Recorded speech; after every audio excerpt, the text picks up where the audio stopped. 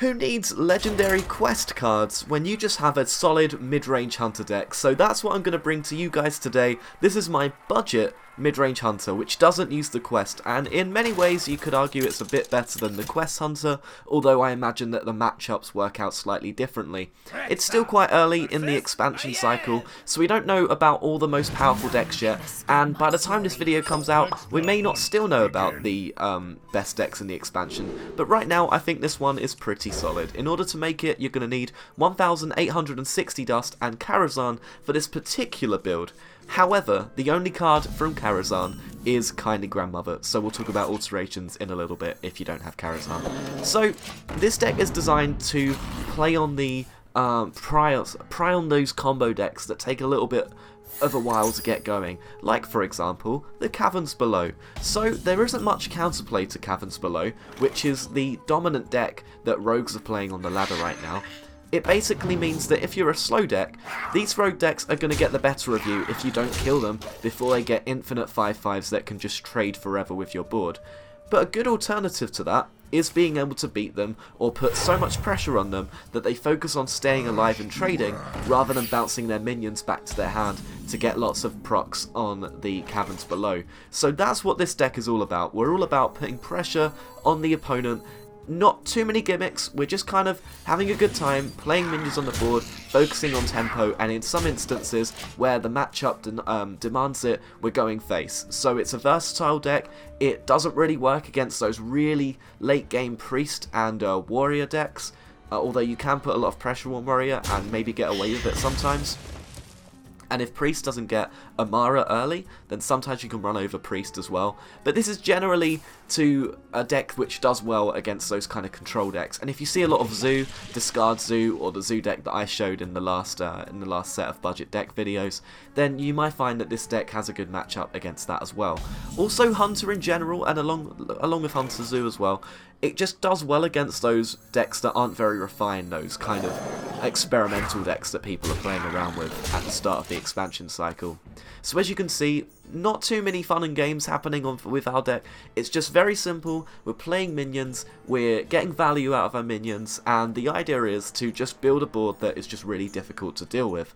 With the rotation as well, people aren't going to be as ready, people aren't as used to their decks yet, so you might be able to kind of get away with a couple of cheeky wins as well. But that's not to say that this deck isn't fun. This is actually one of my most enjoyable decks that I've had playing at the start of this expansion, because not only do I get to defeat these quest rogues, I also get to try out some cards which wouldn't have made it into this deck otherwise. Things like Infest haven't really been seen in that much play before, mostly because Hunters haven't seen that much play recently. But, you know, throwing Infest in there has been a good way to get some card draw. I'm using things like Cult Master as well, which is quite fun. And then we're trying out the Crackling Razormaw, which is the 2 mana that can adapt one of your minions, which actually scales to the late game quite well.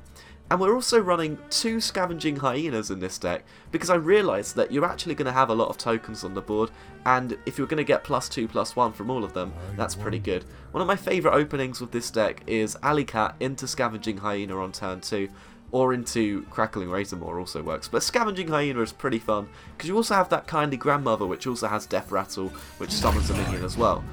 Also, you have Unleash the Hounds. There's lots of little mini combos, like what I was talking about in the last deck. You're looking for lots of little synergies in the deck. In a kind of mid-range or aggro deck, you're looking for lots of nice synergies rather than one big combo. So we're looking for lots of cards that work well together in lots of different situations. You want cards to be able to adapt to lots of different card pairings. So we have Kindly Grandmother in there because it works with Scavenging Hyena, but it's also just a good 2-drop, but it also works with Hunter's Mark if you've got something that needs 1 damage hit into it.